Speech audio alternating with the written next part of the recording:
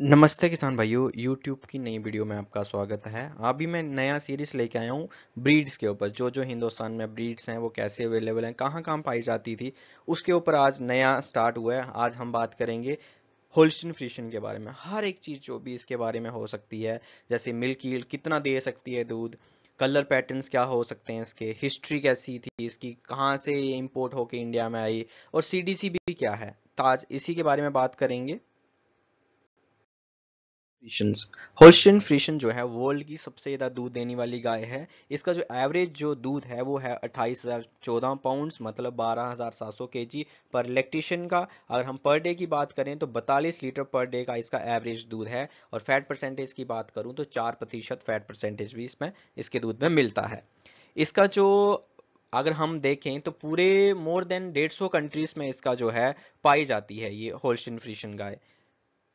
Europe में ये दो चीज़ों के लिए काम आती है। अगर हम नॉर्थ यूरोप की बात करें तो इसका जो यूज़ किया जाता है वो मिल्क प्रोडक्शन के लिए किया जाता है। और जो साउथ की बात करें यूरोप के, तो वो मीट प्रोडक्शन के लिए काम आती है ये ब्रीड। तो कलर पैटर्न में आप देख सकते हैं कि ये ब्लैक कलर में पाई जाती है और वाइट इसके धब्बे ऐसे दिखते हैं। जैसे हिंदुस्तान में जो गाय दिखती हैं वो ज़्यादा क्रॉस ब्रीड दिखती है, तो क्रॉस ब्रीड में आप देख पाते हैं मोर ब्लैक या वाइट धब्बे आप दिखते हैं, तो वो आप होल्स्टीन फ्रीशियन वो क्रॉस ब्रीड आपको मिल सकती है, प्योर भी मिल सकती है आपको। दूसरा जैसे ये भी इसके पैटर्न बिल्कुल अलग हैं। होल्स्टीन फ्रीशियन जो है इसको शॉर्ट हैंड में ऐसे बोल सकते हैं। होल्स्टीन जो है इसको नॉर्थ अमेरिकन बोलते हैं होल्स्टीन, और फ्रीशियन जो है इसको यूके आइलैंड वाले सिंपल लैंग्वेज में बोलते हैं, HF को। अगर मैं बात करूं उसकी ओरिजिनेशन की, तो ये ओरिजिनेट हुई थी डच प्रोविंसेस के नॉर्थ हॉलैंड और फ्रिशलैंड जो है नीदरलैंड का जो स्टेट्स हैं दो, उनमें पाई जाती थी। और जो श्विल्स्विग होल्स्टेन जो एक स्टेट है नॉर्दर्न जर्मनी की, वहां पे पाई जाती है। ये इसका अगर हम एवरेज जो टेम्परेचर रहता है, वहाँ का जो वेदर रहता है इन दोनों स्टेट्स का, जो कंट्रीज का, इस एरिया में गर्मियों के टाइम भी जो है मैक्सिमम जो टेम्परेचर जाता है वो 16 से 20 डिग्री सेल्सियस रहता है। इसलिए बोला जाता है कि जो HF है वो सर्दियों में ज़्यादा उसको कोई फर्क नहीं पड़ता गर्मियों में, इसलिए कभी कभार उसको हीट स्ट्रेस वगैरह प्रॉब्लम आती है।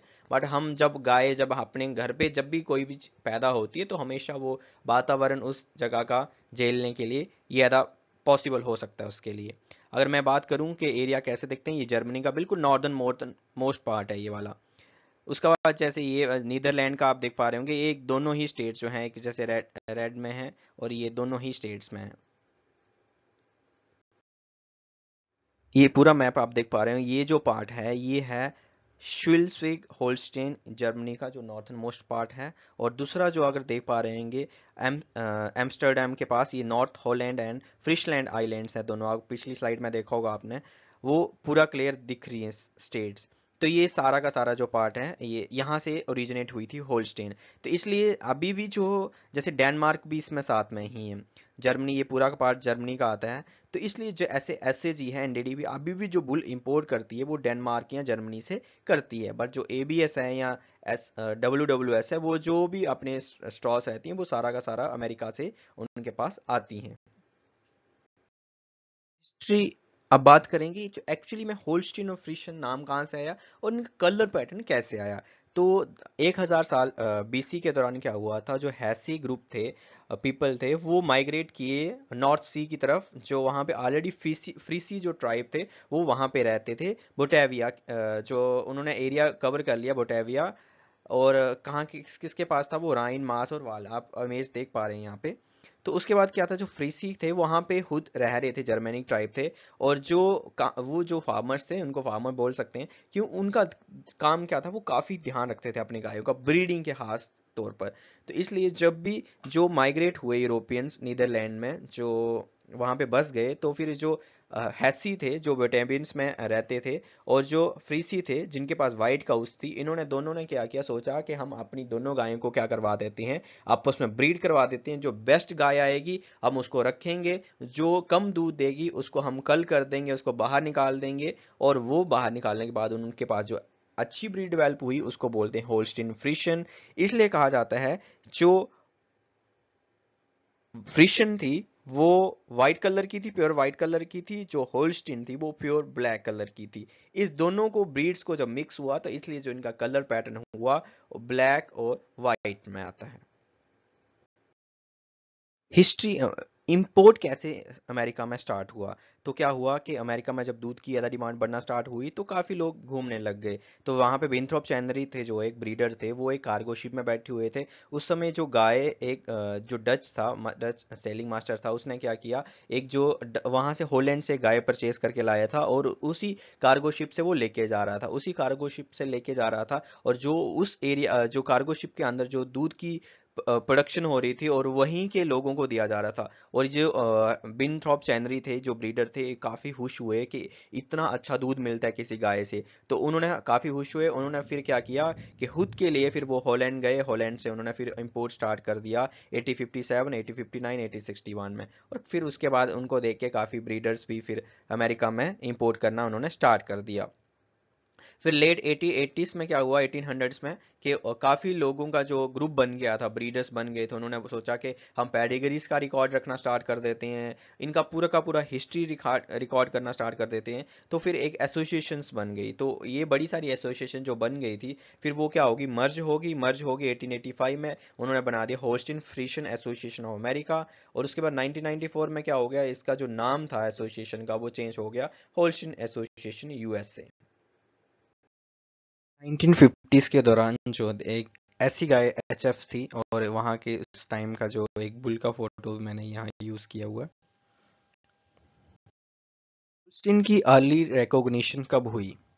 तो क्या हुआ था, 1887 में जो Madison Square garden dairy cattle show हुआ था पहली बार, जहाँ पे एचएफ को इंक्लूड किया गया था। उस समय एरिशा, जर्सी और गिंजी और हल्स्टीन फ्रेशन 4 ब्रीड्स ऐसी थी। वहाँ पे उन्होंने जो प्राइस रखा था, वो जो फर्स्ट मिल्क प्रोडक्शन के ऊपर जो सबसे ज़्यादा दूध देने वाली गाय होगी 24 घंटे में, उसको $200 का प्राइस उस समय रखा था। उस समय जो कप था, वो ये कप ऐसा दिया गया था, कप पे काफ़ी सुंदर एक ब्यूटीफुल जर्सी गाय का फोटो इस पे लगाया हुआ था। और अभी ये जो कप है, ये अभी डेयरी होल्स्टीन एसोसिएशन यूएसए के ऑफिस में अभी ये सेम कप अभी रखा हुआ है। जेनेटिक इम्प्रूवमेंट्स कैसे, आर्टिफिशियल इंसेमिनेशन जो एआई होती थी, उस समय एआई जो है बेस्ट प्रैक्टिस बनाई गई उन्होंने। उसकी वजह से उन्होंने बेस्ट साइर यूज़ किए, बेस्ट सांड यूज़ किए, और बेस्ट सांड का सीमन पूरे देश भर में लगाया, और उसकी वजह से काफ़ी अच्छा इम्प्रूव हुआ जेनेटिक।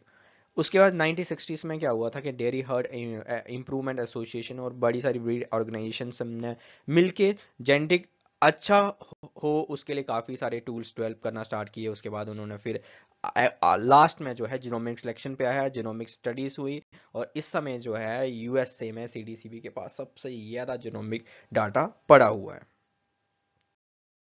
एबीएस का भी काफ़ी अच्छा कंट्रीब्यूशन था होल्स्टीन डेवलपमेंट में। जब से पहले वो था फ्रोजन सीमेंट में, फ्रोजन सीमेंट से जो पहली होल्स्टीन जो पैदा हुई थी, पहली फीमेल काफ पैदा हुई थी फ्रोजन सीमेंट के साथ, वो थी फ्रॉस्टी। तो ये एचएफ की थी, और काफ़ी अच्छा इसमें रोल था, एबीएस ने ही एआई की थी इसमें। उसके बाद कोरियम प्राउड लेन मैग्नेट नाम का एक बुल था सबसे पहला वाला, जो इन्होंने उस समय प्रोजेनी टेस्टेड हुआ था।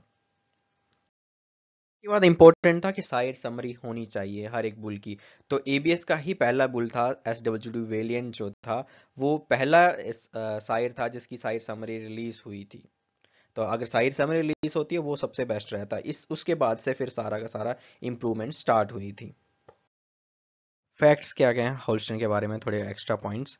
तो होल्स्टीन जो गाय है, वो आपने देखा होगा कि वो हमेशा जो है ब्लैक और वाइट के कॉम्बिनेशन में रहता है, और कभी कभार वो रेड कलर में भी दिखती है, तो जिसको रेड एचएफ हम बोलते हैं। तो वो एक रिसेसिव जीन की वजह से हो सकती है, वो किसी में भी हो सकता है। अगर आपके यहाँ गाय काली है तो वो आपके यहाँ रेड भी पैदा हो सकती है रिसेसिव जीन्स की वजह से।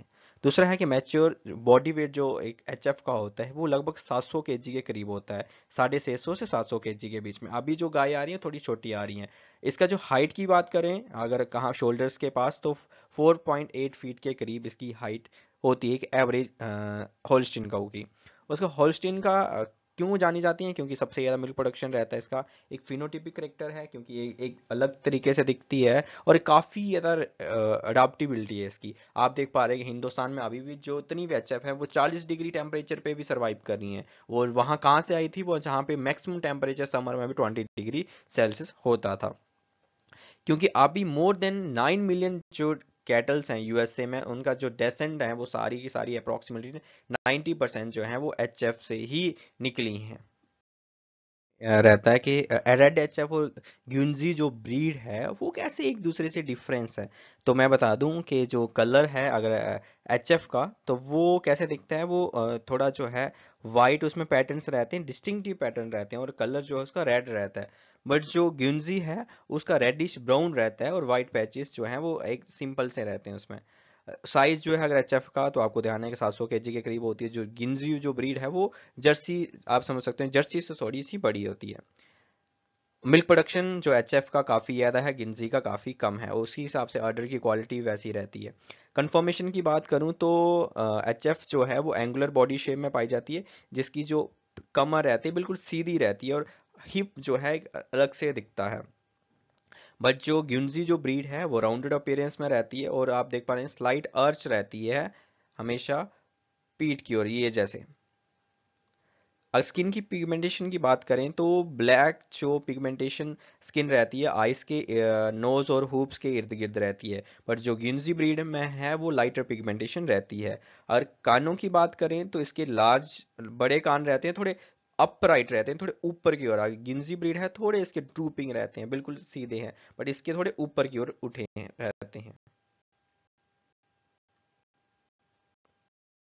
बात करें तो होल्स्टीन जो गाय हैं वो 22 से 24 महीने में बच्चा दे देती हैं, और उसके बाद जो उनका काफ का वेट भी अगर हम एवरेज बात करें तो 40 से 45 केजी के बीच में आ जाता है। उसके बाद आप मिल्क प्रोडक्शन की बात करें तो वर्ल्ड की सबसे ज़्यादा दूध देने वाली गाय यही है। तो इसका एवरेज जो दूध है वो 12,700 केजी है, या 42 लीटर पर डे के हिसाब से आप ले सकते हैं, जिसमें 4% फैट मिलता है आपको। अगर एज एट फर्स्ट एआई की बात करें तो आप इसमें 12 से 14 महीने के बीच में आप इसकी एआई भी करवा सकते हैं। इतनी देर में AI more than 300 KG body weight acquire कर लेती हैं। तो वर्ल्ड रिकॉर्ड देखिए मिल्क प्रोडक्शन का अगर एचएफ का, तो ये 2017 का था, जब सेल्स प्रैली आफ्टर शुक जो 3918 काऊ थी विस्कॉन्सिन की, उसने 78,170 पाउंड मतलब 35,457 केजी दूध दिया था, मतलब 116 केजी का एवरेज पर डे का। तो ये दिया था। और इंडिया में अगर हम हाईएस्ट मिल्क रिकॉर्ड की बात करें तो वो है 74 केजी, जो पीडीएफए पंजाब में फरवरी 2024 में एक गाय ने दिया, एचएफ की गाय ने। और जो ब्लैक एंड व्हाइट होल्स्टेन्स हैं वो हमेशा चैंपियन रही हैं वर्ल्ड की। जो उनको ऑनर मिला है, क्या उनको ऑनर मिला है, सुप्रीम चैंपियन ऑनर्स का वो रिकॉग्नाइज किया था वर्ल्ड डेयरी एक्सपो ने, जो होता है मेडिसन में विस्कॉन्सिन में। जब भी हम जिनोमिक टेस्टिंग या जिनोमिक एनिमल सिलेक्शन की बात करते हैं तो नैब और सीडीसीबी का सबसे ज़्यादा रोल आता है सामने। तो वो क्या है, तो सीडीसीबी एक एनजीओ है जिसका नाम है council on dairy cattle breeding, जिसका ऑफिस जो है मैरीलैंड यूएस में है। तो ये क्या करती है, जो यूएसए में जितनी भी होल्स्टीन काऊ हैं या दूसरी ब्रीड की काऊ हैं मिल्क प्रोडक्शन वाली, उनका सबका डाटा कलेक्ट करती है, उनका जिनोमिक टेस्टिंग करवाती है। जिनोमिक टेस्टिंग करवाने के बाद पूरा का पूरा वो हर साल 3 महीने के अंतराल पे उनका अपलोड करती है, और हर 3 महीने के अंतराल पे वो जो डाटा है वो चेंज होता रहता है।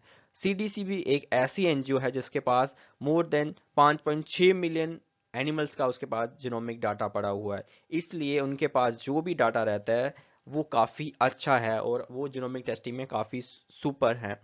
और इंडिया में जिनोमिक टेस्टिंग अभी भी सफल क्यों नहीं हो पा रही है, वो सिर्फ जिनोमिक टेस्टिंग जो है वो सिर्फ मिल्क ट्रेड पे काम करती है और किसी पे भी काम नहीं होता है। पर जो सीडीसीबी का जो जिनोमिक टेस्टिंग है वो है 50 ट्रेड्स पे काम करती है। पर इंडिया में अभी भी जो पीटीए मिल्क निकाला जाता है वो भी उसकी रिलायबिलिटी नहीं निकाली जाती है इंडियन ब्रीड्स का। बट सीडीसीबी जो है 50 ट्रेड्स पे काम करती है, और इनका जो डाटा है वो आप समझ पा रहे हो, पाँच मोर देन 5.6 मिलियन।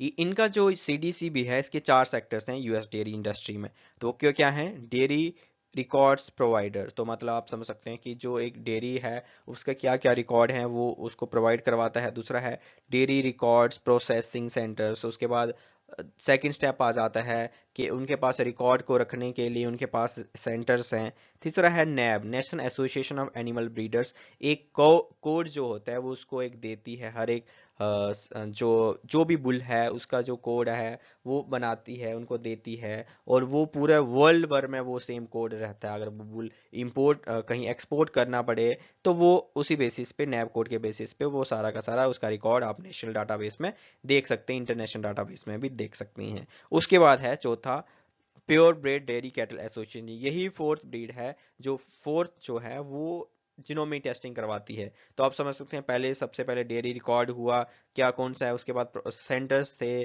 फिर कोड मिलता है किसी भी अगर बुल की बात करें, और उस कोड के बाद उसकी फिर जिनोमिक टेस्टिंग होती है। होल्स्टीन की हमें ब्रीडिंग करवानी इंडियन कंडीशंस में, तो हमें ध्यान होना चाहिए जो भी इंडियन कंडीशंस में होल्स्टीन है वो अपग्रेड हुई है, किसी ब्रीड के साथ उसकी क्रॉसिंग होके वो ब्रीड अपग्रेड हुई है। तो आप समझ सकते हैं इस चीज़ के लिए हमें हमेशा ध्यान रखना पड़ता है, हमेशा जिनोमिक बुल हमें यूज़ करना चाहिए। जिनोमिक बुल अगर मैं बात करूँ तो वो इंडिया में जो जिनोमिक बुल प्रोवाइड करता है, एबीएस करवाता है, डब्ल्यूडब्ल्यूएस करवाता है, एसएजी की जो बुल्स हैं वो भी जीनोमिक टेस्टेड हैं, जो भी डेनमार्क्स और वो जर्मनी से इंपोर्ट करके आते हैं। इसके सिवा और बड़ी सारी कंपनीज हैं जो सीमेन जो है वो जीनोमिक सिलेक्शन वाला प्रोवाइड करती है, वो जो सीडीसीबी के जो डाटा के अनुसार आता है वो आता है, एबीएस का, डब्ल्यूडब्ल्यूएस का, एसटी जेनेटिक्स का भी आता है।